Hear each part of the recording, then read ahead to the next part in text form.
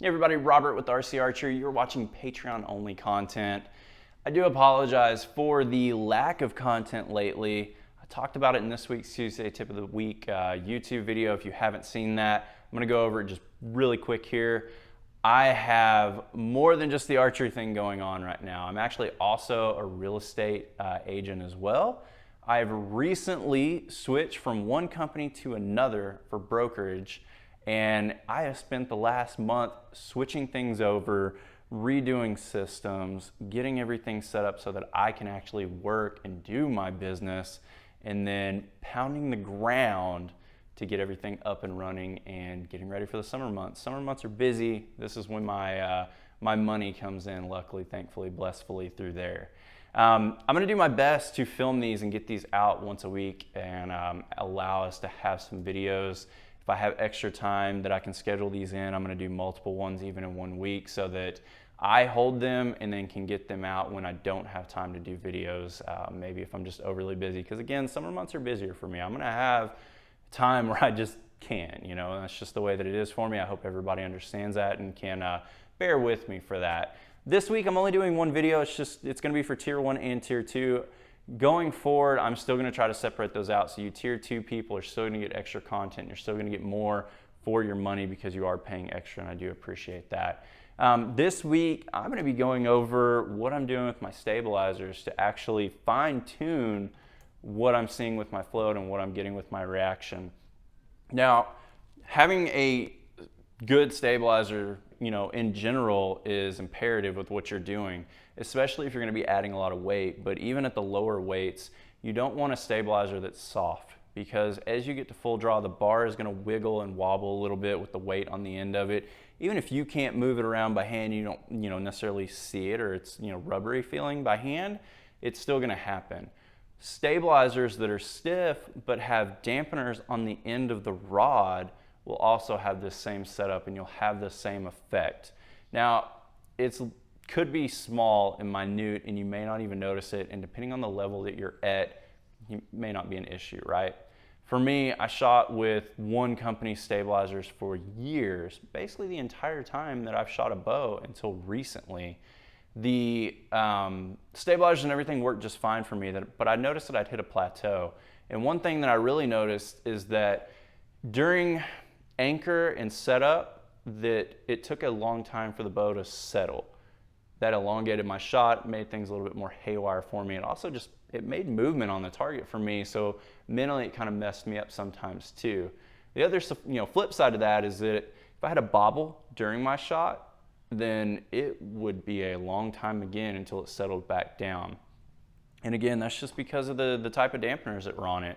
So recently, I had a friend of mine get a different brand of bars. They're the Conquest Archery Stabilizer, brand of bars, and encouraged me to try them out. Said they were great. The feedback was different. It felt good. He had been using the previous brand as well. So I got them. I got them and tried them, and again, I'm incredibly impressed with them. The type of material that they are. These bars are made out of what they call smack wrap, I believe is what it's called. And yes, smack wrap. These are actually the 0.625 diameter bar. They're designed to dampen with the material, so it dampens down the movement with material, but it doesn't actually move. Also, the weights that I have on there, these are Conquest as well. They're condensed weights for what you see. This is 13 ounces on the back of this bar here. It's a 15-inch bar, so again, it works really well. I like it for that.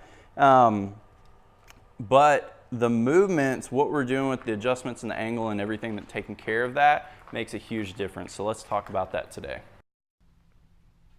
All right, so in this video, I'm specifically going to be going over fine-tuning.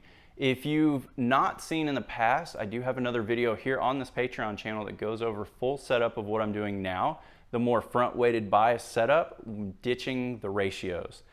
That's a great video to watch. If you haven't seen it, watch it now. Come back to this one.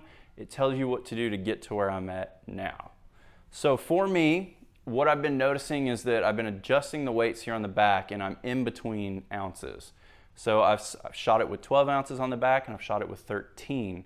Now with checking my groups, tracking my scores, looking at my X counts, everything along those lines, seeing what it's doing with my float and my shot execution, I found that I am shooting better with 13 ounces on the bag.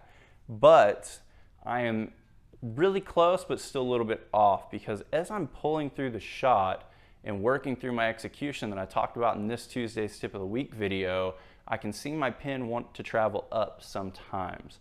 And when that happens, I'm relaxing on the bow arm and I'm getting some dip bang. So I want to avoid that, right? I want to get away from that.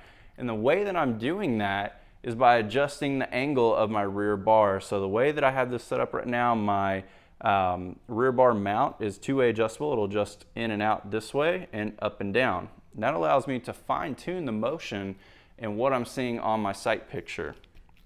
So let's take a look at this really quick. I want to describe this. I want to talk to you about it. I'm going to use the door frame here behind me in this area so you can see and visualize what I'm talking about. If I'm holding this up right now, everything is pretty level, right? And doing this, it allows you to have full leverage of the length of this bar. But if I lower the bar down, then you can see that it gets closer and closer to that door frame and effectively is taking the leverage off of the bar, what it's allowed to do, because it's making the overall length of this bar away from the riser less. So by taking the bar and lowering it down, you can control what you're seeing on target. So for me, I need more front weight, but just slightly more front weight. 12 was too much front weight, and I didn't want to raise the rear bar up too high, because for me, I like a little bit of angle coming down. The bow just feels more grounded, weighted down to the ground. Get a little bit steadier sight picture just for me. Everybody's different. Try it your own way again, but that's what I like. So I have actually raised the angle of this bar up a little bit, and by a little bit, I mean a fraction of an amount. And that's why I really like this mount on the bow, because there's not notches on here at all.